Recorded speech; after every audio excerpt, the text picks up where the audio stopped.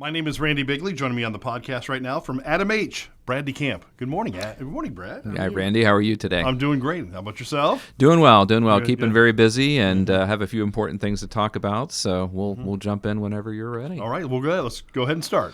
Yeah. So starting off with March, we're already halfway, pretty much through the month of March. But one of the things that I wanted to touch on was problem gambling awareness. That's a month that's recognized every year.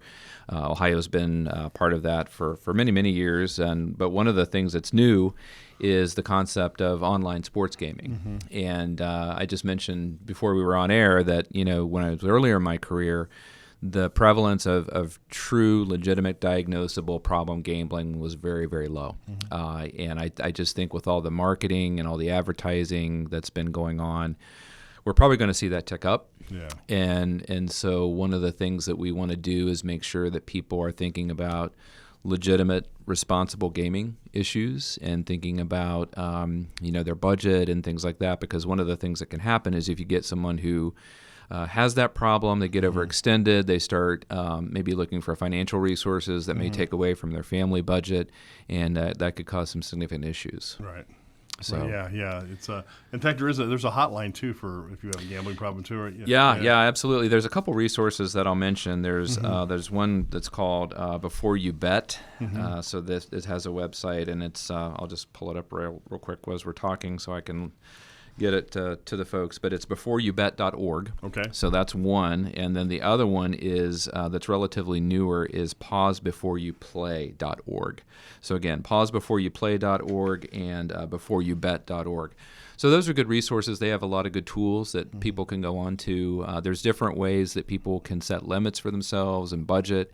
You can also put yourself on a voluntary exclusion list so that if you go into a casino or something like that, you're off the list and you're not supposed to be doing that. So there's different steps you can take, but we want to make this people aware of this because the marketing efforts have just been overwhelming. I mean, you can't anything, TV, radio, internet. I mean, it's everywhere, and certainly we want to be mindful of both adults and also young people too, because one of the things that's happened is, and I think one of the operators actually got sanctioned because of some marketing towards not making it clear about the age limitations and things like that. So there are different resources, and certainly we can help direct folks as well. But that's one of the big things we're going to be watching. Now, is gambling 18 and over, or is it 21 and over? Should be 18, but again, that could be high school age kids, so we want to make sure that we're doing that correctly. And one of the other things that we've noticed is that in the first month that this went live,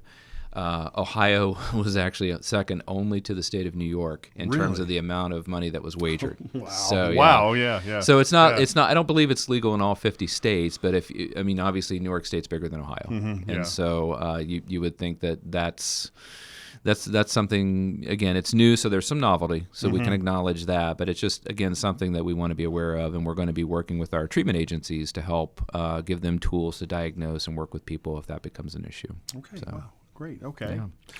So that's one big thing that I wanted to touch on. The other thing that I wanted to mention is that April is Alcohol Awareness Month, and one of the things through the COVID shutdown that we noticed was that there was an increase in alcohol consumption, and one of the things that they did was that they made it okay for that to be ordered online, and so there was this kind of ease of delivery and things like that. But statistically, alcohol is the largest in terms of substance use disorder. That's the largest category that still has the most impact on people.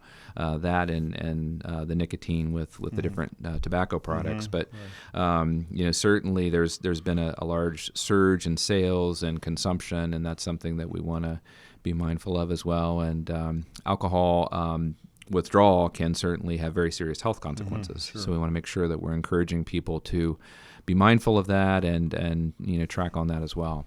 I never picked that habit up. I come from a family that has alcoholism. That's probably why I never picked it up. I stay away from it because I know how prevalent it is in my family, and I just don't want to get any temptations or get close to that. So sure, yeah, and that's a good insight. And I think that one of the things we saw with the shutdown was we had people that were at home. Many times they were homes with kids. There was a high stress environment, and so I think with that ease of delivery, that was just a perfect storm for that to go forward. But certainly, again, we offer resources for individuals who may be struggling, or if they have questions, they're certainly welcome to call us and talk through that. But yeah, it's concerning, and the diseases that can come through that, liver disease and other health consequences, are significant. So we want to make sure we try to intervene if that does become an issue. I've seen too many people, especially at a young age, that have had liver problems and stuff. I mean, we're talking people in their 30s and 40s that have liver problems because they drank so long. So yeah, it's just too bad. I mean, it is, and you mentioned something about young age, and the one other thing I would add about this is that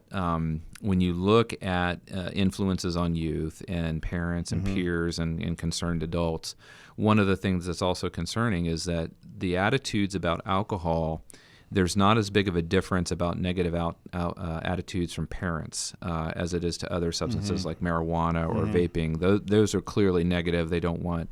But alcohol is a little bit different. It's a little bit less harmful or less of a negative perception. So that's one of the things we want to do too as we move into prom season and things like that, is making sure that parents are aware of the concerns, legal issues that they have with hosting parties and things like that. We want to make sure that they're all aware of that. But yeah, it's something that is concerning as well, and how we might be able to also influence parental attitudes on that. Of course, at the time of this recording, we're only a few days away from St. Patrick's Day, which is a big drinking day. That's correct. Yeah, St. Patrick's Day, and so yeah, it's just something we want to continue to. I think it's just another one of those things that we've picked up with COVID. It's always been an issue. I mean, like I said, statistically, it's still the biggest, but I think it's gotten a little bit heightened with that around COVID.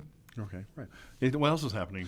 So yeah, and so just moving forward, we'll be in May before you know it. I mean, we're halfway through March. We're on our way to April, and so yeah, we have the other thing that we didn't touch on with the sports gaming though is March Madness too. That starts this weekend, so it's going to be something to watch. But in May, May is Mental Health Month, and so one of the things that we're doing in both of our communities is organizing events around different mental health awareness and other types of activities. And specifically here in Bucyrus, we're going to be having an event on May 19th that's going to be from 6 to 9 in front of the mural at the fountain and here on Sandusky, and it's going to be basically a candlelight vigil concept where people can come and remember loved ones. Again, we're acknowledging mental health issues, but one of the things that we're choosing to do through both the ADAMH board and the Crawford County Suicide Prevention Coalition is having this be a time of remembrance for ones who may have died by suicide. And so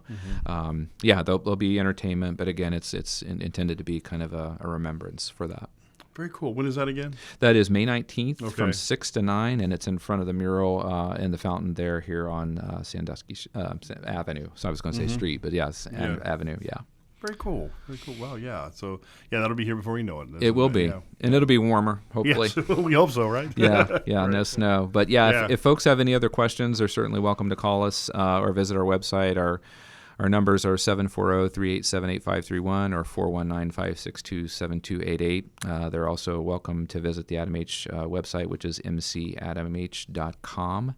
And the last thing I would mention, Randy, is just if you're in crisis or struggling with need a hotline situation, suicidal thoughts, 988, again, is the new 3-digit number to call. And that will get people connected to resources and crisis services. I've been trying to get that out there to people. Hey, so you're aware that 988 is out there. So I've been trying to get that word out there. And the good news about it is they finally kind of loosened up a little bit on the marketing, so we're able to promote it a little bit more. Good. Awesome. That's a good thing. So it makes it easy to call. As easy as call 911. Call 988. Right. Agreed. Right. Agreed. Brad, thank you for coming in, all right? Randy, always a pleasure. Yeah, same here. Thank you so much. Yep. And we'll see you in May. Maybe or somewhere around there, right? Sometime in there, yes. All right, sounds good. Thank you. Thank you.